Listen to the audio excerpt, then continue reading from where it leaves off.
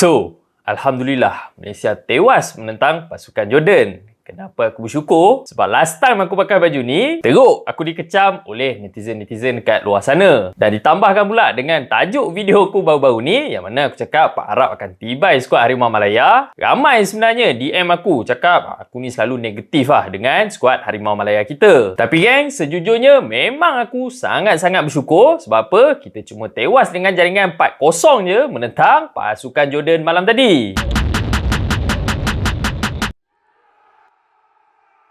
Assalamualaikum guys, welcome back to A2N Studio. Macam biasa, thank you so much dekat korang dah support channel ni. Mana-mana yang baru dekat A2N Studio, jangan lupa untuk terus support aku. Support channel ni guys dengan tekan butang subscribe dekat bawah. So, Malaysia menentang pasukan Jordan. Kalau kita tengok balik pada ranking FIFA untuk kedua-dua pasukan ni sebenarnya ranking Jordan ni boleh dikatakan sekali ganda jauh daripada skuad Harimau Malaya kita. Dan sebelum turun dalam match ni, Coach Tan Cheng Ho ada cakap dia akan turunkan muka-muka baru bagi minit permainan yang banyak kepada player-player muda. Seterusnya, kalau kita tengok balik head to head pertemuan antara Jordan menentang pasukan Malaysia sebelum-sebelum ni, dalam 4 pertemuan terakhir, kita cuma berjaya untuk seri sebanyak 2 kali dan mengalami 2 kekalahan menentang pasukan Jordan. Dan untuk turun dalam match ni, Coach Tan Cheng Ho telah menurunkan Aidi Zafwan dan juga Irfan Zakaria dekat bahagian center back. Manakala dekat bahagian tengah pula, trio midfielder macam yang aku predict, gandingan antara Akram, Badrul Bakhtiar dan juga Nazmi Faiz telah diturunkan. Sementara dekat attacking line pula, Zulhimi Di Paula masih lagi diberikan kepercayaan untuk lead the line dekat bahagian depan.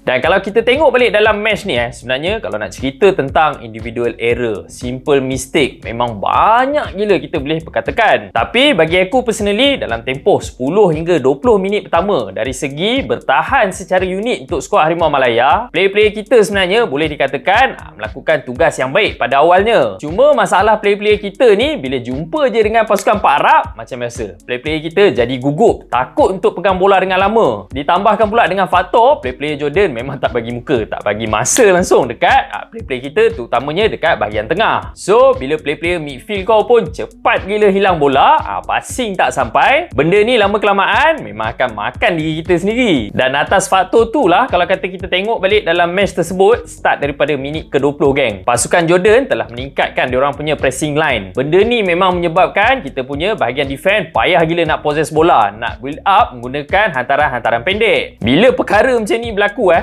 striker kita Zulhimi Di Paula memang isolated, tak dapat bola dekat depan, dia terpaksa turun untuk collect bola dekat bahagian midfield.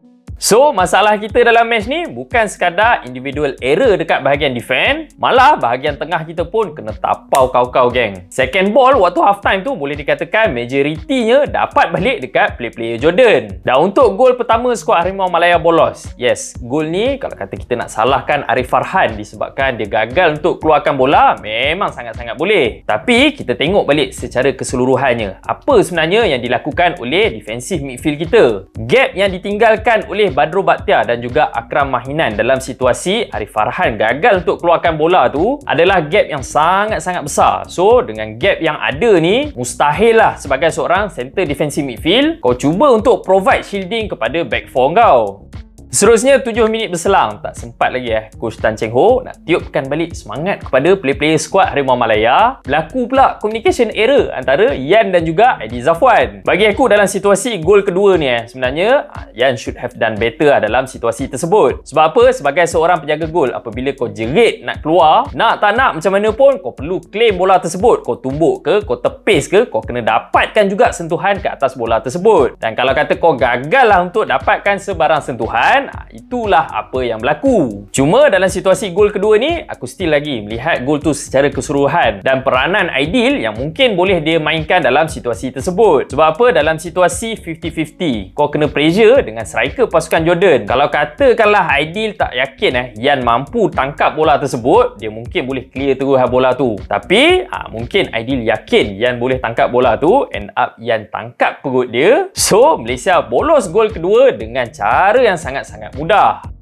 Seterusnya, apabila masuk je second half, tak sempat lagi panas punggung nak duduk. Irfan Zakaria pula buat mistake, misjudge bola tinggi. Dan apabila benda ni berlaku, satu volley yang sangat cantik dilakukan oleh Uluan. Nama dia macam Cikgu Uluan YouTubers juga. Dan dalam situasi ni pun bagi aku, yes, memang Irfan salah. Dia misjudge bola tinggi tersebut. Tapi kita tengok balik gap antara Aidil dan juga Irfan waktu Irfan naik untuk challenge bola tinggi tu. Bagi pendapat aku, gap antara Aidil dan juga Irfan waktu tu satu gap yang sangat-sangat besar. Dan dalam prinsip bertahan sebagai seorang centre back, kalau kata partner kau naik untuk challenge bola tinggi, sebenarnya kau sebagai pair kepada centre back tersebut perlu ready untuk cover ruang belakang yang ditinggalkan oleh Irfan Zakaria. So, apabila kau tak ready untuk situasi-situasi macam tu dengan gap yang cukup besar, hampir mustahil sebenarnya Aidil cuba untuk lakukan sebarang tindakan recovery. Dan sebenarnya start je daripada second half. Sejak Tan Cheng Ho decide untuk keluarkan Lord Akram Minho kita atas faktor yang aku tak pasti ada injury ke apa, memasukkan pula Hakimi Abdullah, kau mempertaruhkan Syafiq Ahmad dan juga Badrul Baqtiar bermain dekat bahagian double pivot. Bagi aku start daripada situ lagi, aku dah rasa tak sedap hati. Sebab apa? Badrul Baqtiar dan juga Syafiq Ahmad ni bagi aku bukanlah midfielder yang ada defensive ability yang cukup bagus untuk provide shielding kepada back four. Dia ibarat kalau kata dekat MU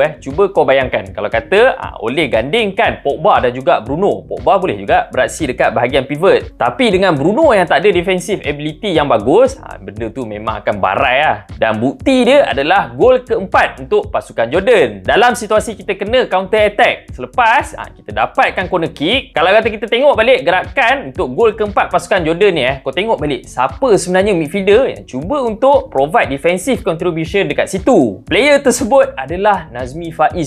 Nazmi Faiz ni macam yang kita semua tahu, dia adalah attacking minded punya midfielder. So dalam situasi macam tu, memang Nazmi bukanlah player yang akan lakukan professional foul. Dan benda ni mungkin akan berbeza kalau kata kita masih lagi ada Akram atas padang ataupun Kenny Parash yang mungkin diturunkan lebih awal dalam match tu.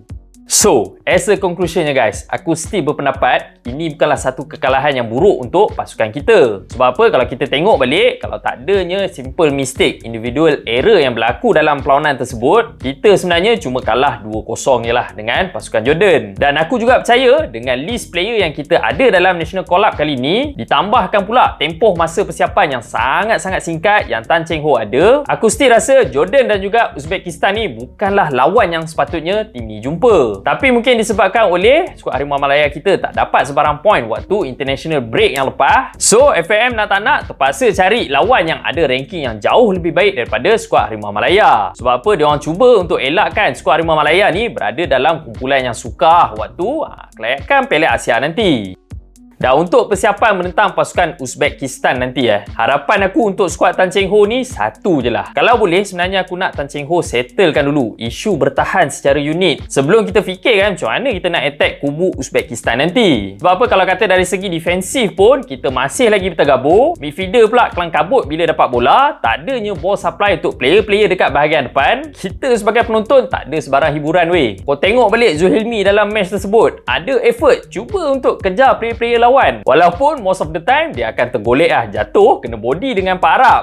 Alright guys, itu saja untuk video kali ni. Apa pula pendapat korang tentang match Malaysia menentang pasukan Jordan ni? Dan kalau kata korang lah jadi coach Tan Cheng Ho, apa sebenarnya pertukaran yang kau nak lakukan dalam first 11 menentang pasukan Jordan ni untuk skuad yang akan turun menentang pasukan Uzbekistan nanti? Korang boleh kongsikan dengan aku dengan komen dekat bawah. Mana-mana yang baru dekat A2N Studio, jangan lupa untuk terus support aku. Support channel ni gang dengan like, share and subscribe A2N Studio. Sehingga kita jumpa lagi dalam next video. Itu saja daripada aku gang. Assalamualaikum.